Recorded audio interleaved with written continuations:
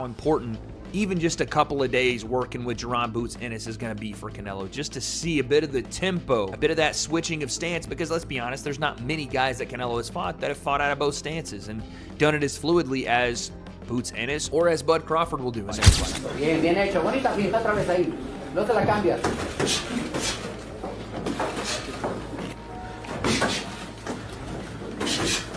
Crawford fight, not Crawford.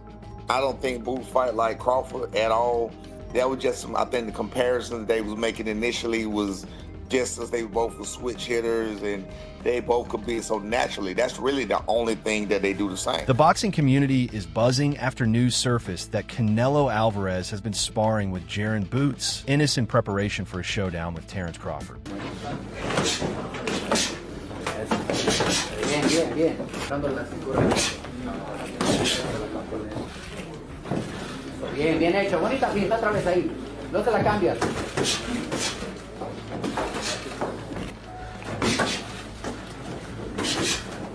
Ahí, suavecito y remate, otra vez. Y remate en agua.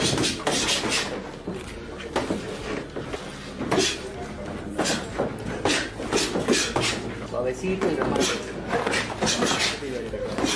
Un pasito atrás y volver.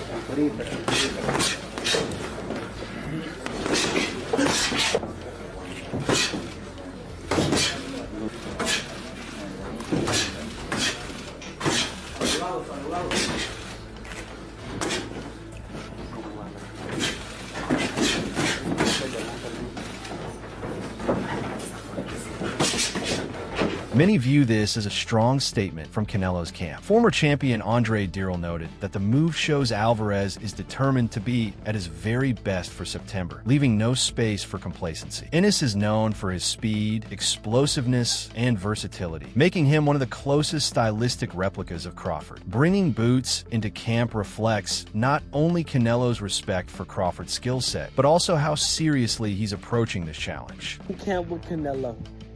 I do believe this is get back on Crawford for not taking the fight with Boots back in 2024 when Boots called him out. But Crawford was on the bigger and better things, baby. That bigger and better things being Canelo Alvarez, September 13th, 2025. Bigger legacy, bigger name, bigger payday, bigger status. So, too little, too late, Boots. But I am looking forward to how you advance in your career after this, because this camp is definitely going to level you up, man. You're going to get better because of it in every aspect.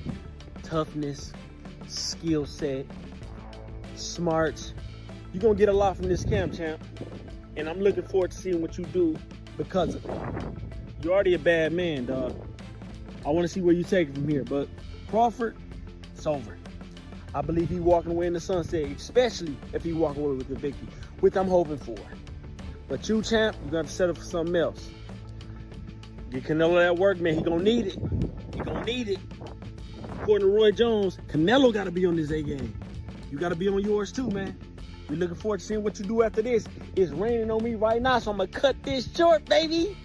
But Boots, get somebody else, champ. Get somebody else.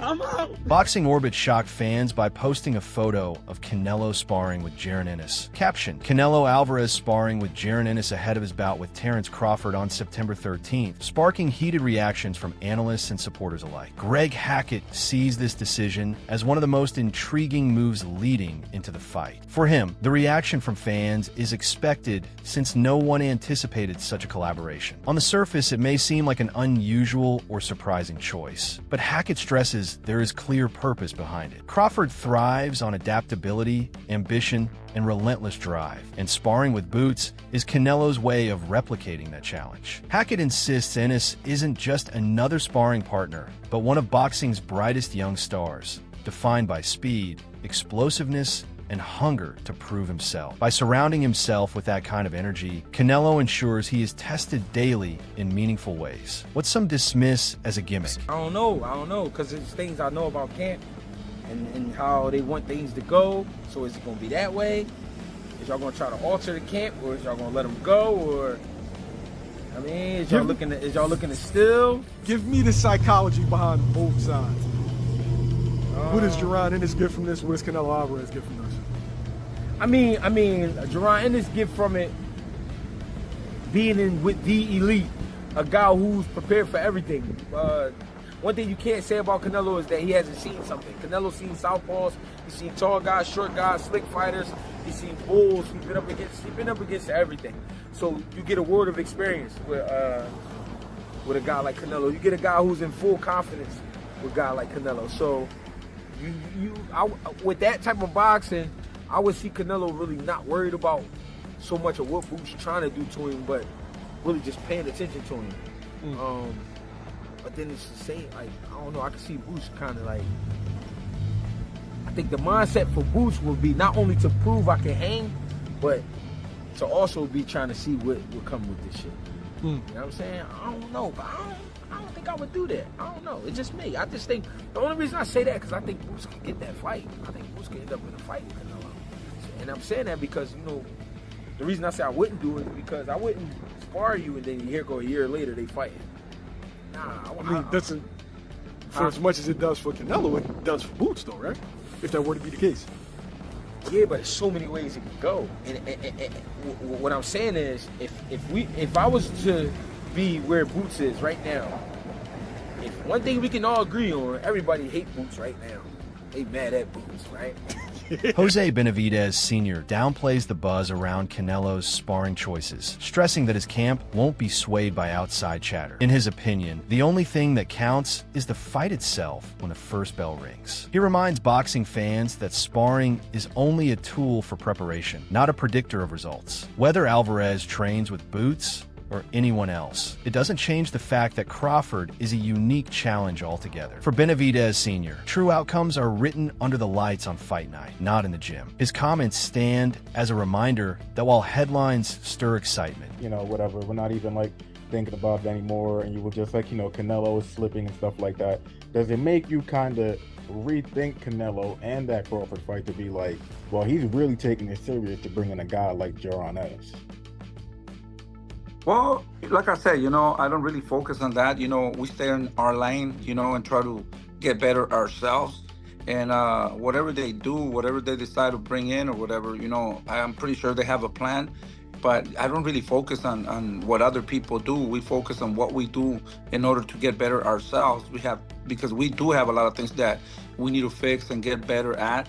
So my respects to whatever they do or whatever they're doing, you know, but at the end of the day, you know, I think it's a good thing, but we don't really focus on that, you know, what other people do. You know, like I said, we got to get better at our craft. Brian Norman brings a more critical viewpoint, arguing that although Boots is a phenomenal talent, his style does not truly mirror Terence Crawford's. He explains that their main similarities lie in physical build and punching power, but beyond that, their approaches diverge significantly. Crawford excels at switching stances, setting traps, and executing strategies in real time, while Boots relies more on explosiveness and raw aggression. Norman warns that while Sparring Ennis provides Canelo with a tough challenge, it cannot fully capture the unique puzzle Crawford presents inside the ring. I mean, I think it's good work. Crawford, I don't think Crawford fight, not Crawford. I don't think Boots fight like Crawford at all. That was just, I think the comparison that they was making initially was just as they both were switch hitters and they both could be so naturally. That's really the only thing that they do the same. They don't do anything else the same, literally. So I never understood the comparison in that myself. But I think it's still a good look because all work is good work and you want the best work. You feel what I'm saying? So if Jaron Ennis is supposed to be the best work, even though he was a 47-pounder and not going up to 54, which is the same thing that Crawford was. I don't know, man. I don't know. But I do think that Boots getting a lot of unnecessary backlash about doing it, though. I don't agree with the backlash he's getting about, you know what I'm saying, going to spar, getting that paycheck, getting that experience, because I think he needed it anyway. I always talk trash about him, I always stand in Philly, hiding in Philly. You know, they want to go outside to spar. You know, they want to go outside to do nothing else. So in this case right here, I think it's well needed for his career. It's needed for the building of a fighter. You know what I'm saying? You got to go out. You got to go in certain different types of territories and, you know, places and get that kind of work. So, I mean, I think Boots getting a lot of unnecessary criticism. And if I'm defending him, you know it's real. You know what I'm saying? So I think he's getting a lot of unnecessary criticism talking about sellout and all of that. That's some bullshit. Like, Ade Oladipo offers a sobering perspective on Canelo's current form compared to his prime years. He recalls the 2018 rematch with Golovkin as the moment Alvarez looked at his absolute peak. As Oladipo notes, that was 7 years ago. And while Canelo remains an elite fighter, he hasn't consistently displayed the same sharpness since. This raises doubts about whether even smart training decisions, like sparring with boots, can fully close the gap between today's Canelo and Crawford's current momentum. I don't think that Crawford is fighting the best Canelo anymore. Again, the Canelo I'm talking about, I mean, second Golovkin fight, I thought was fucking incredible. That was... What was that? Jeez, that feels like a long time ago. Second Golovkin fight was 2018.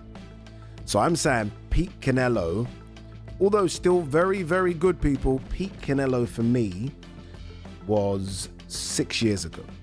It's a long time, or 5.5 years. That's a long time.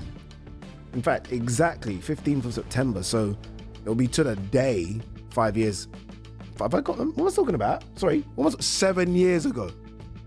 Jeez, that's a long time ago. Where some might say peak Crawford was Errol. So, shit, I didn't realize how long ago that was.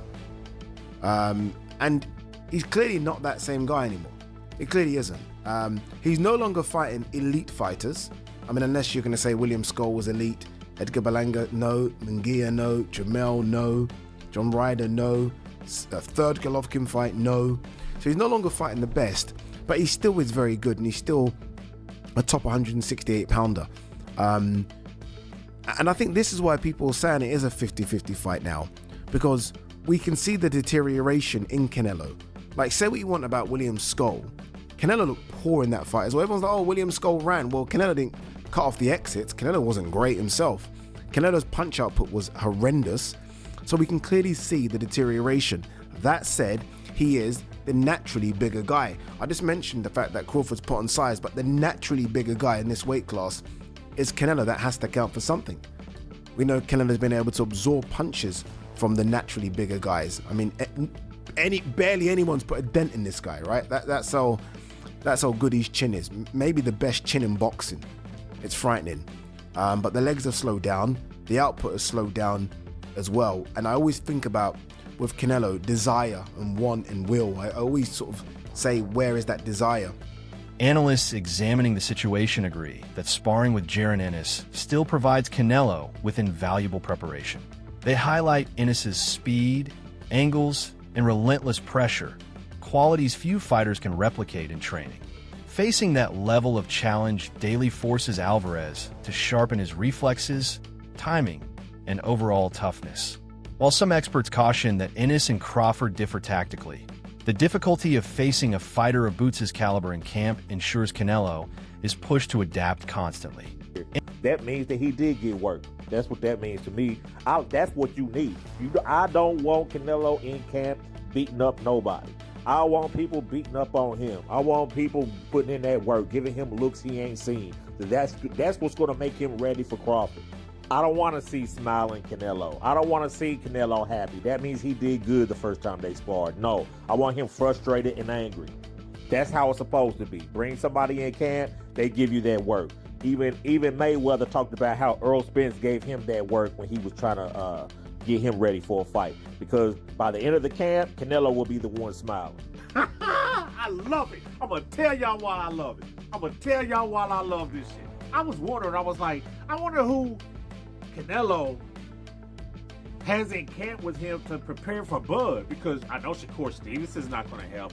Johnny Ortiz delivers an enthusiastic take on the sparring choice, calling it a brilliant decision for both camps. He argues that Boots is the closest replica of Terence Crawford that Canelo could realistically bring in, making him the ideal sparring partner. For Ortiz, the move benefits not only Alvarez, but also Ennis, who gains priceless experience working with a champion of Canelo's caliber. He stresses that this kind of collaboration is rare and valuable, as it equips both fighters with tools they can use in future battles. Makes sense, and it's definitely a good good experience for both. Eddie Reynoso and Canelo, shout out to them because now it shows that they serious with a real game plan. And Boots is, to me, everybody's a perfect opponent. Like, I wouldn't say opponent, perfect sparring partner to have to replicate Crawford because they both switch hitters and stuff like that. And, you know, they got dog in them and reflexes for sure. So it shows Canelo serious. And on Boots' end, to be able to spar a Hall of Famer, top tier guy, is gave him great experience, and you could tell he really wants it. Been seeing mixed reviews. You got a portion of the fans that are just shocked that this happened. You got a portion of the fans that's like, yay, Canelo now has the edge. Those will be Canelo fans, and you got Terence Crawford fans that I'm seeing calling him a traitor. You know, you already know the other word. Yeah, it's a difference between fans. There's Terence Crawford fans, which is cool. Then there's the Terence Crawford, I call them bud clowns, where all of a sudden they want to act like Dr. Umar and shit. They want to be fake woke. Like, woke for what? Like, it's a sport where Boots is getting an opportunity to spar a Hall of Famer. Who cares? And in reality, what the fuck loyalty does Boots owe to Crawford when it comes to the sport of boxing? I mean, Crawford didn't do shit even back while Boots was trying to get his opportunity when it was Spencer Crawford. Every time Boots' name got mentioned, you heard the bud clowns be like, oh yeah, he don't deserve it. Oh, who did he fight? Oh, who this and that, man. I ain't trying to hear that shit. It's like different shit that you need to be woke up outside of boxing. Boxing is a sport. There's shit that we need to really come together. I didn't see y'all come together like 5 years. The bud clowns, because it's real fans, the bud clowns is bashing PBC. Supporters inside Canelo's camp highlight that Ennis and Crawford share striking physical and technical traits, making Boots the best sparring option available. Both fighters are athletic, switch stances seamlessly, and carry genuine knockout power, forcing Alvarez to adapt constantly in camp. Bringing Ennis on board shows that Canelo is leaving nothing to chance, signaling his team's absolute seriousness about this fight. Observers point out that sparring with Boots sends a clear message. He's been there for a bit, but this is a big deal because not only did he come in and train with Canelo, it looks like some sparring went down, as you can see here, posted by the Ring magazine, Canelo and Boots Ennis standing there together. By the way, Boots Ennis looks bigger than Canelo in this picture. And we all know that Canelo's not a massive 168-pounder, but Boots Ennis at 147 was having trouble making the weight still, is going to 154, just so happens to be the two weight classes that Terence Bud Crawford just came from, 147 to 154. Boots has a fight coming up soon for his debut at 154. You have to think sooner or later he's going to be grabbing a belt because he's in a title eliminator coming up anyway. But again, it's very interesting because we all know how good Boots Ennis is, and it's interesting for a couple of reasons. Number one, you look at this picture, and Boots Ennis is a monster. I can see him going to 160 pounds and still doing very well. I think he's going to do great at 154. But the question you have to ask yourself is why? Why would Canelo bring in Jaron Boots Ennis? And it's not just because Ennis is a great boxer. It's not just because Ennis fought at the highest level of 147 and is going to be at the highest level of 154, so he's a smaller guy that Canelo can use in camp to see how a smaller guy of this era moves, as Canelo has maybe not had as much experience with that since moving to 168. Usually he's the smaller guy fighting some of the bigger guys. But that's not all this is. Not all analysts, however, are convinced this move will pay off. Critics argue that while Ennis is world-class, his role in a Mexican camp preparing for an African-American fighter has already drawn mixed reactions. They contend that style, culture, and psychological elements also shape fight preparation, and sparring cannot fully replicate Crawford's unique mindset or elite fight IQ. Some even caution that the plan could backfire if Canelo places too much confidence in Ennis as a Crawford substitute. The backlash underscores the complexity of 3 wins, 2 losses, 2 draws, 39 big wins by way of knockout, will not learn and not be able to pick up from Jaron Boots Ennis sparring Canelo Alvarez. There's an uproar because Jaron Boots Ennis, African-American fighter, black boxer, has joined the Mexicans camp to help prepare the Mexican fighter, Canelo Alvarez, defeat another African-American fighter, which he needs Jaron Ennis to give him looks of the undefeated pound-for-pound king 4-division world champion, 2-division undisputed world champion, superstar boxer who will be a first ballot Hall of Famer once he retires as well, in Terence "Bud" Crawford, who has 41 wins, no loss, no draw, 31 wins by way of knockout. That wraps up today's breakdown. Stay tuned for more updates, and until next time.